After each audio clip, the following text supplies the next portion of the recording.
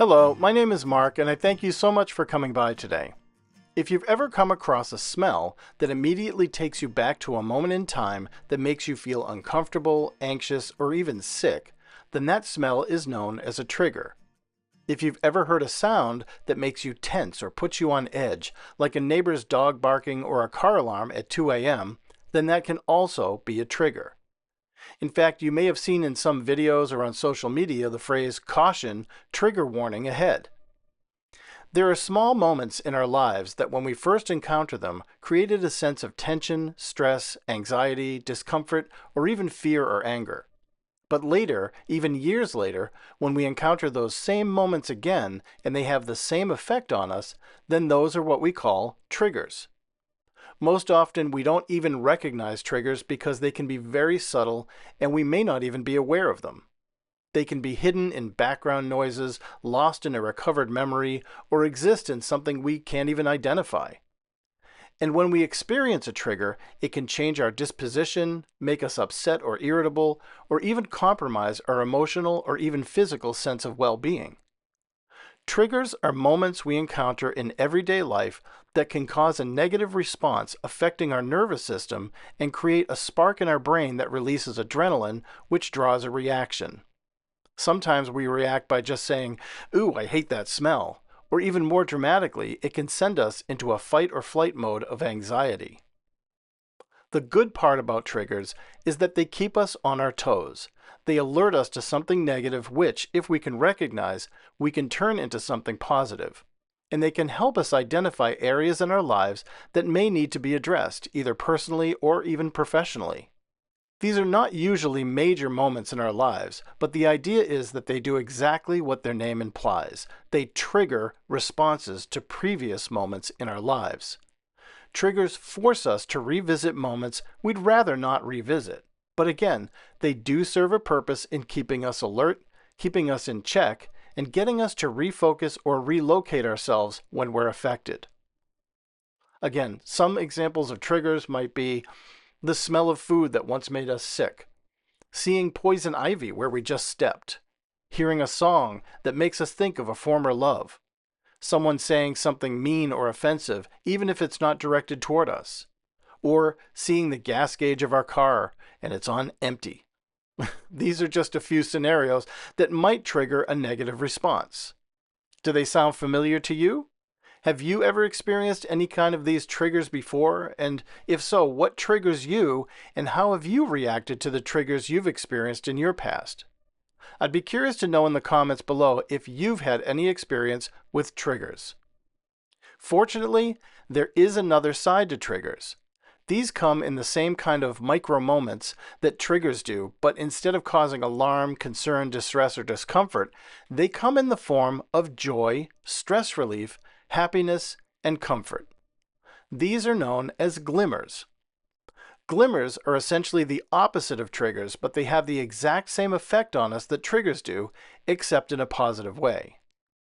Have you ever come across a smell that immediately takes you back to a moment that made you feel warm, safe, calm, and cozy? Well, for me, that smell is pancakes.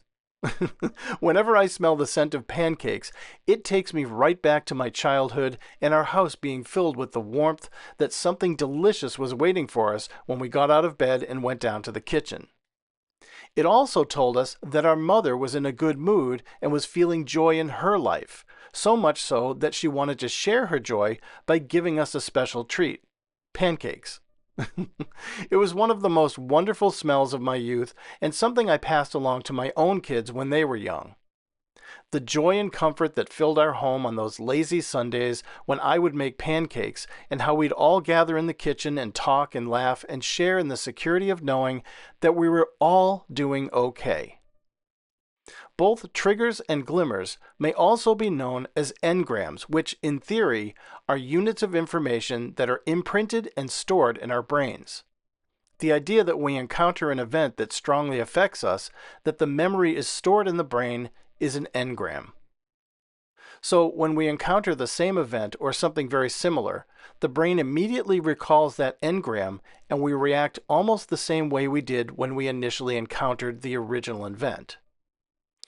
For example, if you were walking down the street and a child on a bicycle rang their little bell, at the same moment a dog is barking from a neighbor's porch that startles you, and in the distance you can hear an ambulance siren, and then all of a sudden you trip and fall and scrape up your elbows, causing pain.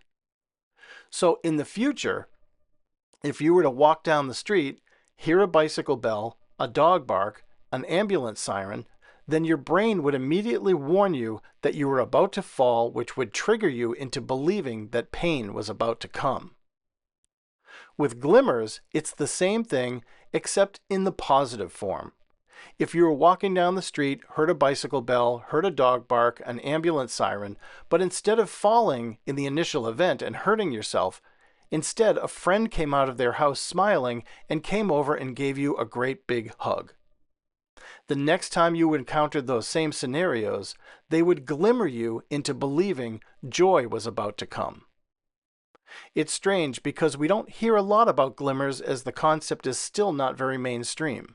Yet the incredible power and the value of glimmers can have huge benefits to our overall health, both mental and physical. So, how can glimmers benefit artists and creative people? Well, here's a few examples of glimmers that might affect an artist more positively, possibly change their point of view, and be able to share with others and support others more compassionately and with empathy. Number one, and these aren't in any order. These can be, you might have others, which again, I'd love to hear your thoughts on glimmers because I know we all experience them, but I'd love to hear what your thoughts are in the glimmers that you've experienced. But this list can be in any order and it can change up with anything that you might think is a glimmer in your life. For me, number one is a clean workspace because for me, when I clean up my workspace and then I go out for the day and I come back later, and I step into that clean space, that glimmer of joy of having that space, the effort that I put into it to clean it up and get it prepared, that moment when I walk in for the first time and my studio's all set up, it's ready to go, is just a glimmer of joy in my life, and I really love that feeling. Number two, a blank canvas. We all know the feeling when you sit down to do some work and you open up your pad of paper, your sketchbook, or you pull out a canvas, and it's blank and you're about to start. There's that fear of what am I going to do, but there's also that incredible joy and happiness in starting a new project. It's blank. We have anything we want to do. There's a full opportunity to take advantage of this blank canvas. Number three, opening up a tin of, say, watercolors or colored pencils or any of our art supplies. The smell of opening up a tin of watercolors. I know for me, when I open up a tin of colored pencils, that smell of the wood, that joy I feel and the excitement that I feel when I open up my art supplies and I can smell it, and it's a tangible thing that I can recall opening years ago when I was a kid and I got a new set of colored pencils or something and I could smell it. That same joy is there from when I was a young person. Number four, framing a piece of art. The process of framing a piece of art can be a little daunting, cutting and matting and fitting it in the frame and putting it together. That can take time. But once it's framed and we look at it and we see that piece in the presentation format that it deserves, not just in a sketchbook, not just kind of sitting on a wall or just pinned up in a cork board or something, but when we have a piece of art that's framed and we can look at it like it's done, like it's finished, there's an amazing sense of warmth and joy and happiness in seeing a piece of art that we created in a frame. Number five, going to an art gallery. Whenever I go into an art gallery, I always go in the same way. I go in with sort of like this, this sort of haughty kind of almost arrogance of like, okay, what am I going to see? Am I going to like this work? Is this work going to measure up to what I want? But then we walk in and then we start looking, and that arrogance, whatever we're feeling, that sort of haughtiness, I guess is the way to say it, kind of diminishes and it goes down because we start seeing work that is framed, that is on the wall, that is in a presentation format. And there's that moment when you go into an art gallery and you realize just how sublime the experience is, how small we are in the whole cosmic universe of art. And this is a person, we're looking at somebody else's art, especially if you don't know the artist, and we're seeing their work for the first time, and just how humbling that is. That is a glimmer of humbleness that takes us to a point where we say, okay, I need to work on my work. I need to get back and do more work because I'm loving what I see here, or even if I don't love what I see here, it's making me want to go back to my studio and create more work of my own because I'm seeing somebody else's work on a wall. So that glimmer of time, that little capture, that moment in time when we're in the art gallery, can spur us into a positive spin to go create more art for ourselves. Number 6, being in nature. I know for me that if I go for a walk, we'll go for a walk down the street, and we always have a good time just getting out and stretching our legs. But then if we can walk out into the woods a little bit, and once you start kicking up leaves and hearing the crunching under your feet and realizing that you're surrounded by trees and rocks and leaves, and you know there's animals out there, you can hear things. It's that moment when you realize that you're in the world and you're part of the world and that you're vulnerable to the world too. It's not fear, it's just sort of that, it's hard to explain, it's just that sort of ubiquitous feeling that you get when you're just part of something in the world, that it's not all about you, you're just part of the scene. And that's a really, really great feeling to just know that you have a place to go out in nature where you're part of it. You're not looking at it, you're not observing it from a screen, you're actually in it. And that is just, for me, that's a wonderful feeling. And I have a special pair of shoes that I walk when I go into nature, when I go hiking. Nothing fancy, just, I put those shoes on and I know where I'm going, and it makes me feel really good. Number 7, talking about art with a like-minded artist. I know that when I try to talk to people at work or even at home about art, there's really not a lot of conversation because a lot of people aren't into art the way I am. So for me, when I can bump into somebody and we can have a conversation about art or art supplies or anything to do with art, it's a really wonderful experience. And we take that glimmer with us going forward. And we know that if we go to an art store, say I go to a Dick Blick store, that's the closest near me. If I go to a Dick Blick store and I bump into somebody in the, let's just say the paintbrush aisle, and they say to me, hey, do you know anything about watercolor brushes? And I say, yeah, I can tell you a couple things. And this has happened many times for me where I've given advice to people who, they're looking for ideas for products to buy as gifts. I remember one time, and again, this was a glimmer right here, where I bumped into a woman who was teaching a class and she wasn't sure what supplies to buy. So she showed me her list and we went through her list and I said, you know what, don't get these. These are going to be cheap and they're not going to be good.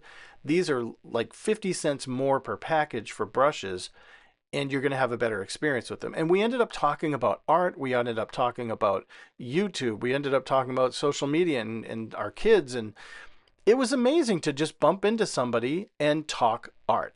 So that glimmer, that moment that I had with that person at the store, I'm talking about it now. I'm sharing it with you right now. And I'm sharing that positive experience with you, which now you can take, and it's part of your sort of glimmer as far as what you can do and what you can share with other people. So talking with people about art, I think, is huge. But that moment when you do engage somebody, that glimmer is just, there's nothing like it when you get to connect with other people about something that you're passionate about. Number 8, sketching. Whether you're sitting down outside or you're on a subway car or you're just in your home just kind of bored and you pull out a sketchbook and you put that pencil or that pen to paper, it's so much better than pulling out our phones or our iPads and our screens or turning on the TV or playing a video game or anything. Just sketching. Because once you drag that pen or pencil across the page, or maybe you're brushing with a paintbrush, once we begin that process, that's when the dopamine starts to slowly kind of creep into our system, and the joy of just sketching comes through. And that glimmer, that moment when we first start to feel that we're immersing, there's nothing like it. And that, for me, that's what art is all about, is that immersive therapy of getting into my art and just being alone in my space and creating. And that's just a wonderful feeling. Number 9, sharing a piece online. When I have created a new piece of artwork and I am proud of it or I'm happy with it and I want to share it, I can show my family and they're all like, yeah, that's great, Dad. Nice work. I like it. And then they go about their business. But when you share a piece online and you have that wonderful feeling of posting something new, the excitement, the joy that you feel of posting something new, and you see that people have clicked like on it or even left a comment for you, there's such a joy and happiness in that glimmer that you can take that moment and soak it up and say, this is why I share online. I do speak a lot about, our artwork and social media and how it may not be the best thing for us, but there are huge benefits in just sharing work online. And this is one of them. The joy of just posting it, of sharing the work, and that specific moment when you hit submit and it goes out there and you're waiting for it to upload, and it feels really good when it finally goes click and it's out there. And again, you see that like or you see that comment and it just heightens that emotion even more. Number 10, just being an artist. I know a lot of people in different fields, just like you probably do, and a lot of them are not artists. They're not creative at all. I know a lot of musicians, I know poets, I know painters, I know all kinds of people from all different fields. But just being an artist and just being able to be creative in my own space is enough of a glimmer that I can just sit back and just draw on that and say, wow, I'm very, very fortunate to have the ability to work out my stress, to work out my anxieties. If I'm frustrated, I can draw a picture, I can paint something. As a musician, I can also pick up a guitar or a ukulele or sit down at a piano, and I have that ability to express myself in multiple ways. So I am very, very fortunate and very blessed to have these gifts. And that alone right there is enough to be joyful about, to just know that if I'm stuck in traffic or I'm having a hard day at work, then I can just stop, close my eyes and think to myself, you know what? I can go home tonight and I can sit down and draw a picture. I can, get to a hotel room if I'm traveling and I can just pull out my sketch pad and I can draw, because that's what I can do as an artist. And I just love the fact that I was given the gift of being creative. And I'm sure if you're creative, then that is a glimmer for you too. Well, I hope after this discussion, you might be able to recognize the glimmers in your life more profoundly. That when those little mini moments of joy, comfort, relief, beauty, and love drift by, that you're able to catch them and acknowledge them and allow them to build as positive engrams that you can draw upon in the future. In these wild, unpredictable days of politics and conflict, artists are feeling the anxiety and strain more than they have, I think, in the last 20 to 30 years. By taking the time to embrace these glimmers and harvest that positive energy within us, it can help us heal and nurture our creative spirits to be able to generate the kind of work that gives us the most joy and satisfaction. Anyhow, I hope you enjoyed this video today, and I do thank you so much for watching. If you haven't subscribed, please subscribe, and I'd love to bring you more content like this in the future. I hope that no matter what is going on in your life, you're able to find peace, joy, and love. I'm grateful for your time. Thank you again, keep creating, stay well, and as always, God bless.